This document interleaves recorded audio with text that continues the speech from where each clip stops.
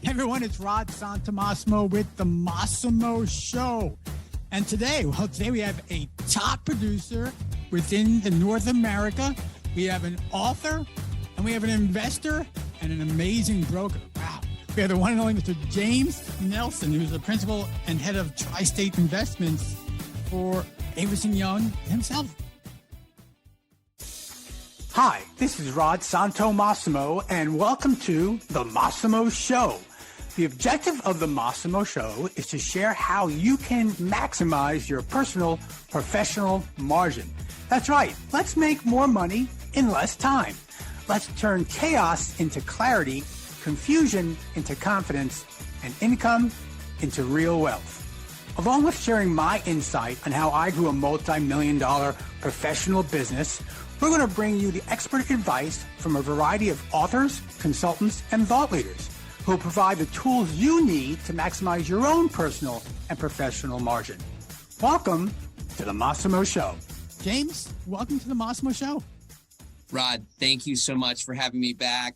You did miss the most important part in my intro, the bio, that I'm also a long-term coaching client of your group. And it was so amazing to be a part of Massimo Con and what you all did down in Dallas. I was just completely blown away. I'm sure a lot of people who attended are listening to this now. And it was just, I just got so much value out of that. It was so amazing to be, with everyone in person. That fireside chat that we did afterwards, kind of impromptu, was just the icing on the cake. So thank you so much, as always, for everything you do and having me be a part of this. Well, James, thank you for reminding me. I always am transparent with the audience. I know who our clients are. And James, I can't tell you who the lineup will be for the next Massimo Con, but I can tell you you're not going to be in the audience. Just tell me when and where. I'll be there.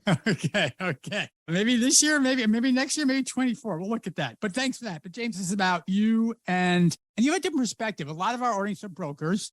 And what I love about you is, and I've always felt this way, the question was, why don't brokers also invest in commercial real estate? So James, before we get to the other elements of this discussion, do you see that as a conflict? Do you see it as they should invest? I mean, what's your position there?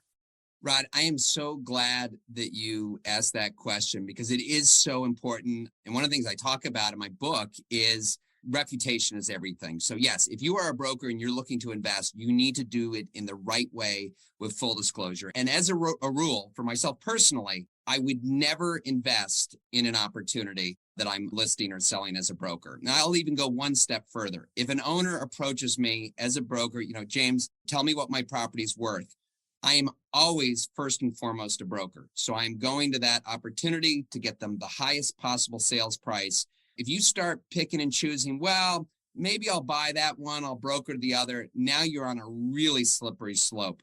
So my investing career, when I buy property, I buy when the property is listed by another broker. Okay. So that seller's being properly advised and represented. There's no conflict where I should be going after that as a broker. But really, Rod, the way that I've done the most investing over my career is as an LP, a limited partner. So there I have invested with dozens of clients, lots of opportunities. But then again, even as an LP, I will not invest in a deal that I sold. I would never want a client to say, even if it was after the fact, hey, James, you said you got me the top price, but now I find out you came in after the fact as an investor. Why even leave it open to question? So just do it in the right way. And when in doubt, over communicate. Disclosure's key. Got it. Love it. So James, look, you're a broker. You're making an amazing living. You're one of the top producers in North America. That's a fact. Just working with thousands of clients and know the numbers. I know your numbers. Why commercial real estate? Why commercial investing versus put it in the stock market? I won't use the word crypto right now, but why commercial real estate? Yeah, well, Rod, I just love the business. And yes, as a broker, to be able to see, hundreds, if not thousands of transactions every year, it's just every single day I learn something new. And I really have a passion for it. But also, as a broker, you are on the sidelines, right? And why wouldn't you take your expertise and your knowledge and parlay that into an investment? Again, we're telling all our clients the benefits of why you should be buying and all the long-term wealth creation. Why would we not practice what we preach? So as far as your question of why real estate as opposed to the stock market, and this is a big part of the book's title, The Insider's Edge to Real Estate Investing. The reason why I call it The Insider's Edge is really one of the main benefits of real estate. You can gain the insider's edge to outperform the market. Whereas, with the stock market, everybody has the same information. You and I can go and find out where a stock is trading to the penny at any point of the day. Whereas there's a lot of inefficiencies in real estate. You might see two properties on the same block and one might sell for double. It's renovated, the other's not. Maybe one has stronger income or a better credit tenant. Or maybe one seller decided to go with a broker, maximize the exposure of the property and get a higher price. And the other owner just took the first offer that came along and sold off market. So those are the kind of opportunities that I talk about in the book. And you just don't see that in the public markets. Okay. How long have you been brokering, James? Hard to believe, but it's coming up on 25 years. Okay. So when did you start investing? Actually, pretty early on. I would say about 5 years into my career, a friend of mine who I'd met through NYU, who was going out on his own investment career, he retained me to go flip a contract for him. So in this case, I'm representing him to try to see if I could find another buyer. He was in contract for $2.1 million. And within 30 days, and I knew he got a great deal on it, he was offered over $500,000 just to take over the contract. And he said, James, I really appreciate your effort. You did a great job, but I just love this deal too much. I'm going to just go ahead and buy it myself. He then further goes on. There were some issues that came up with the deal, negotiates the price down to $1.8 million. And I said, well, Matt, I haven't really done this before, but are you taking on investors? He says, well, yes, of course. So I was his first investor ever. I've gone on to invest with him over a dozen times, but that deal was probably, without question, the best deal of my career because as an investor, because not only do we buy this deal for $1.8 million when we could have sold it right off the bat for $2.6 million, he went on to condo it, sold individual units. The sell out there was $4 or $5 million. And of course there were costs for him to convert and do that, but we kept the retail. So the retail kept throwing off income. Years later, we sold the retail for $4 million. Then we took that retail. We bought a building in Brooklyn, an apartment building. We sold off the air rights, got paid for that. This was the gift that just kept giving. So yeah, so it started at a very early time in my career.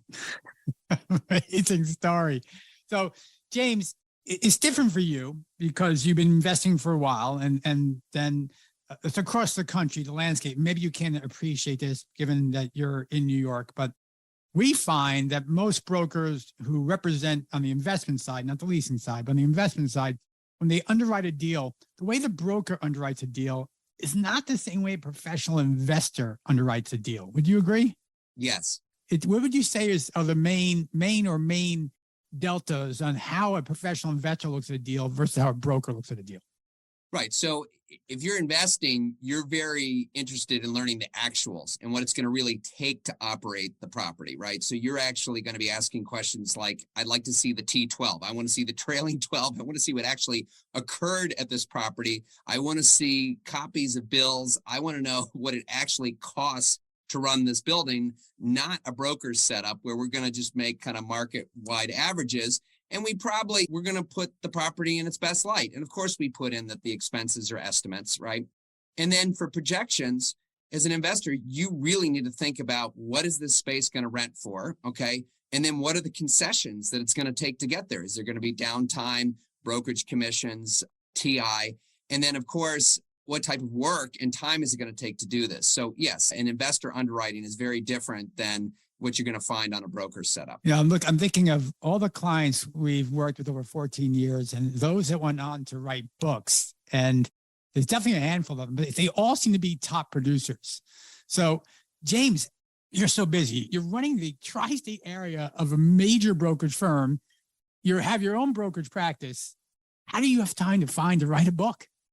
Well, Rod, I mean, first of all, you gave me some great advice in this category, which is you get a lot of help, right? So if I was doing this alone, it would not have happened. So I was very quick to bring on a writing partner, and we do share a writing partner in common in Wally. And I already have a second book in the works with Wally.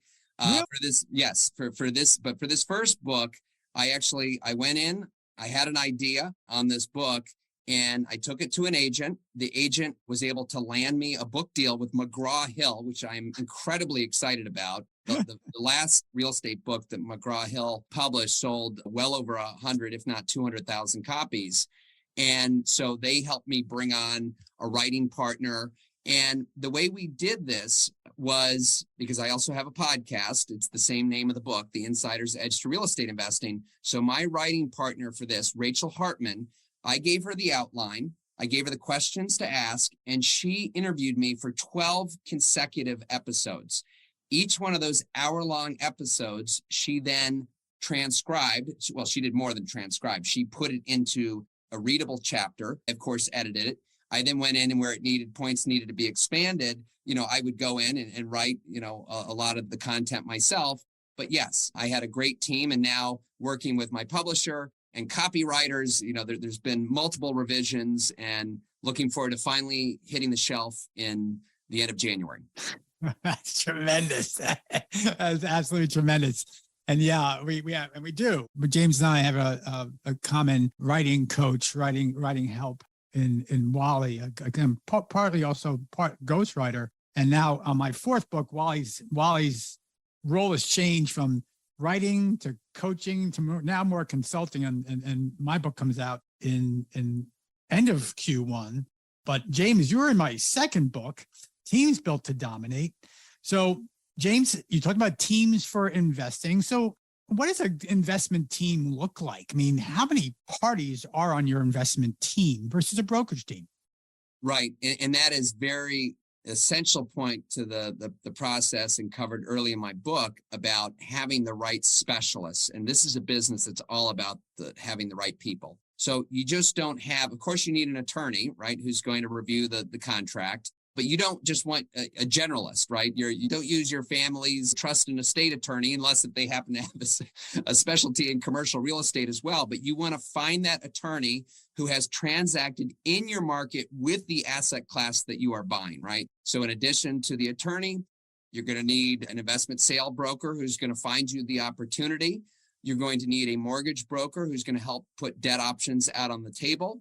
If you are looking to buy, multifamily or property that's going to require a significant amount of management, bringing on a third-party managing agent, that's really the core of the team. And of course, accountants, appraisers, engineers, inspectors along the way. There's a whole host that I go over on the book. Those are kind of the major service providers. But for those of you who are thinking about your first investment, what I also talk about in the book is bringing in a well-trusted partner, okay? So you have the expertise, and most importantly, what you bring to the table is the deal. The deal is the most important thing that you can bring when starting off, right? Because you bring the right opportunity, you go find a partner who has the capital, the expertise, and the track record, right, to execute on that. After you team up with that partner, and again, I've even advised those looking to get in the business who have no money. But I'm not talking about the Carlton Sheets late night infomercial, buy real estate with no money down. I'm talking about finding an opportunity, going to a trusted partner and saying, look, I would like to learn and partner with you. Can you give me sweat equity in your deal? So don't pay me a finder's fee on this deal. I am bringing you the opportunity. I'd like to roll it in with whatever else I can contribute. I'd like to help raise some capital. But again, I'd like to leverage your network as well. And that's a great way to start off in the business. You do a couple of those, then you should be home free. If you want to go and start doing this on your own, that's great. But there's also those who say, look, I still want to be a broker. I still want to be able to do other things. I don't want to build out a whole investment team. So I'm going to continue to work with great partners. And in that capacity, what we call that, Rod, is being a co-GP, a co-general partner. Right. So let's talk about that. There's the LPs. Any broker, most brokers who invest, if they do on the LP side, like you shared earlier. And there's the GP side. And beyond the risk and reward, what do you think are the most significant differences, risk and reward, GP versus LP? Right. So with LP, the advantage is, for the most part, they're typically entirely passive, right? Whereas you're investing in a sponsor, obviously a specific property and a business plan, but you are there. You are solely providing capital. Okay. So the advantages there are you don't have to spend any time actually working on the property, asset managing, right? You're basically sitting there waiting for your quarterly report. You're waiting for returns and hopefully a capital event. Okay. The downside, though, is that unless if you are the major investor, right, you do not have any decision-making rights. Okay. So you basically have to go along with whatever takes place. You're entrusting the sponsor to do the right thing. And look, if challenges happen, like right now, we're going into uncertain times in the market, there may be capital calls where the sponsor said, hey, we all thought this was going to be a big home run, but we're really having challenges here. We need to do a capital call. And if you don't want to participate in that, your interest might be completely diluted. So that's kind of one end of the spectrum. I mean, as far as the advantage of being a general partner, okay, so now you have full control, right? You also have the ability to promote your limited partners. So you've got a much bigger piece of the upside if you do this correctly. But the risks that come along with this is, in some cases, and I don't advise it in the book, but, certain lenders might ask for you to personally guarantee the loan amount, right? You're dealing with all the day-to-day, and in most cases, the way general partners will structure the deals is you're in that first loss position, meaning your limited partners, they're going to get paid first. They get their preferred return. Then you get your promote, right? And so, again, there's a lot more upside, but there's certainly a lot more downside, but at least you're in control of your destiny. I appreciate that. So limited partner, general partner. Some people are asking right now, wait a minute, this guy runs AY's Tri-State Brokerage. He's a top producing broker. He's an investor. Yes, he has a family, has a lovely family. James, how do you do it all? I mean, seriously, how do you do it all? So it goes back to, first of all, just managing your time. And I don't know if it was you or our friend Bob Knackel who taught that, time is the most valuable thing that we possess. So I am very organized with my time and how I approach things. Yes, it does involve a lot of hard work and putting in extra time, whether it's, looking at opportunities on the weekends or earlier in the day, but having a great team, right? So you have to think, and I know your program is incredible for helping brokers build out their own teams. Well, hey, if you're going to be an investor, you need a team as well. And so very excited to hear about the launch of your CRE Investor Coach program, because I know that's going to be a big part of it, is how do you build up the team? How do you build the infrastructure? So again, what you can bring to the table, if going back to the most important thing I said was to find the opportunity, that's where you want to be focusing your time, not figuring out how to, get K1s out to your investors. Yes. And James is correct. We have launched a new coaching program called CRE Investor Coach. And we're working just with those brokers who are ready to become investors, both on the LP, but more importantly on the GP side. And James is on our board of advisors. But James, let's put on, and we're doing that because we feel the market's in a great position to start looking at deals, especially in the second quarter, third quarter of 23. But James, put your broker hat on for a second. What do you see in the market as far as opportunities for 2023? Well, I kind of go back to a lot of the podcast interviews I've done with some of the legends in the business. And I remember one in particular with Don Peebles, self-made billionaire. And he said, look, all the best deals I've ever made were at the bottom of the market, and if you subscribe to the Warren Buffett School of Investing, which is, be greedy when those are fearful and be fearful when those are greedy, right now, we're in a great deal of uncertainty. Rates have gone up at an unprecedented rate. And so as a result, a lot of investors are on the sidelines because they believe that pricing is going to get better next year. And it might be, right? But I think the call to action now is if you have all these investors sitting on the sidelines, there's going to be less competition. And there is still owners who need to sell today. And this is a big part of my book as well, is talking about, the most important attribute for a great opportunity is seller's motivation. And Rod, you would be shocked how rarely investors ask me, hey, James, why are they selling? Right. And if you kind of look at the spectrum, going to most motivated, estate sales, partnership disputes, distress, right? And then on the other end of the spectrum, you have discretionary sellers who say, hey, James, I know my property's only worth 40 million, but if you can get me 50, I'll sell. That's not someone you want to buy from, right? So you really want to look for those motivated sellers But again, right now, there's not a lot of competition out there. And once everybody, even if pricing corrects a little bit, if there's a lot more competition, it's going to be a lot more challenging to transact. There you have it, folks. James Nelson, principal and head of Tri-State Investment Sales for Avison Young, and more recently and more applicably for you all right now, the author by the book published by McGraw-Hill, The Insider Edge to Real Estate Investing. It should be read by every broker, every investor on the planet. James. Wow. Thank you so much for your time on the Massimo Show. Rod, I can't thank you enough. You've been such a mentor to me all these years. Really appreciate everything you've done. So yes, for anyone out there listening, jamesnelson.com. That's where you can find my podcast information on the book, or of course you can go to Amazon and pre-order now. Thank you so much. Hey folks, there you have it. jamesnelson.com. Man, the fact that you got that is pretty incredible. I did get Santomassimo.com. I had to pay for it. Believe me, it did not come free. Santomassimo.com did come free, by the